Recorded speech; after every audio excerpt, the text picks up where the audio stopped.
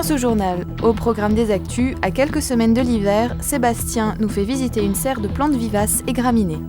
Mais tout de suite, du paléolithique au chalcolithique, découvrons la collection privée d'un grand prospecteur. C'est à travers la collection privée de Horst Böcking que les visiteurs de la maison d'archéologie de Niederbronn-les-Bains vont pouvoir suivre les traces d'un grand prospecteur. Le vernissage de cette exposition s'est déroulé le 7 novembre dernier avec la présence de la femme et du fils du chercheur de surface. Durant son temps libre, il a élaboré cette collection qui s'étend sur 50 années de sa vie. Au total, il a amassé environ 13 000 objets qui ont tous été cartographiés. Le mérite que l'on peut attribuer à mon père est celui d'avoir cartographié toutes ces découvertes au temps où cela ne se faisait pas encore. Consacrant sa vie à la préhistoire, mais uniquement en surface, Horst Böcking a dû utiliser une technique particulière pour indiquer l'emplacement de toutes ces trouvailles. Sur ce site de découverte, l'on peut voir que chaque numéro correspond à un objet trouvé. Aujourd'hui, après tant d'années de prospection et de cartographie, on peut précisément localiser quelles civilisations ont vécu à quels endroits et quelles ont été leurs activités. Aujourd'hui, on se sert de GPS, c'est beaucoup plus simple, mais à l'époque, cela était impossible. Créer un cheminement initiatique pour le public, c'est ce à quoi tient le conservateur du musée. Mais pour arriver à une exposition digne de ce nom, il a fallu faire des choix parmi de bon nombreux objets, fragments et débris. Alors, on a recensé effectivement 12 000 en réalité références, du paléolithique inférieur jusqu'au chalcolithique, c'est-à-dire en réalité l'apparition des métaux, peu à peu. Alors comment on les a choisis? On en expose à peu près 850. Un peu plus parce qu'on a fait quelques tas effectivement par-ci par-là, mais on l'a choisi en fonction effectivement de la typologie, après une analyse assez fine quand même s'il s'agit d'un premier inventaire, une analyse assez fine de façon à pouvoir distinguer quelles sont les périodes en présence.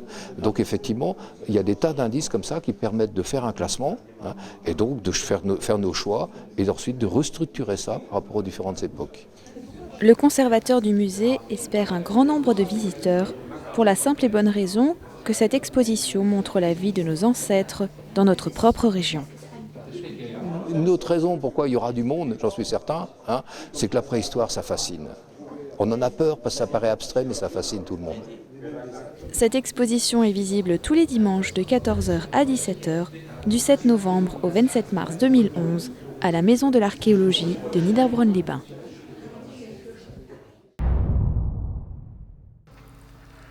Après le printemps et les fleurs annuelles, voici l'automne et les plantes vivaces. À la jardinerie Thomen de Mittesheim, érables, graminées, buis ou bambous, cette année, la mode vient du pays du soleil levant.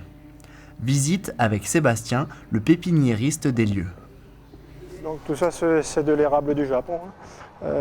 Donc l'intérêt de l'érable, c'est surtout le feuillage coloré en fait. C'est le feuillage coloré, la forme de la feuille qui est très très intéressante aussi. Donc on a différents tons, ça passe du rouge sanguin par le vert très clair en passant par l'orangé. Donc c'est assez sympathique pour tout l'automne. Donc des petits feuillages panachés, des petits feuillages dorés aussi, des petites structures en forme de pompons qui sont... donc tout ça c'est vraiment en rapport avec le jardin japonais aussi. Donc on a des petites lanternes aussi qu'on peut associer là-dedans.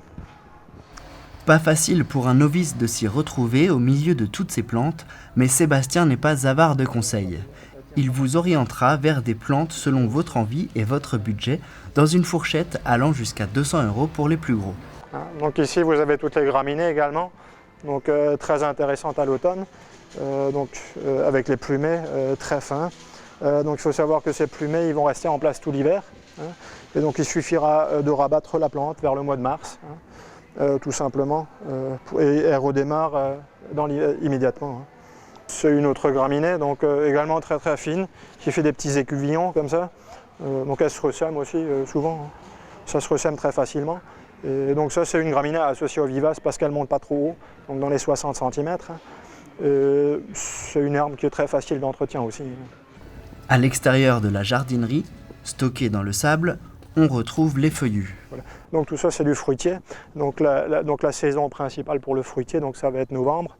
Hein. Donc on a différentes formes de fruitiers. Ici, vous avez de la bastige. Hein. Donc c'est un tronc assez court qui est inférieur à 1 mètre. Après, vous avez de la demi-tige, hein. Donc des troncs d'1,50 m environ. Après, on a de la haute tige également, un peu plus loin.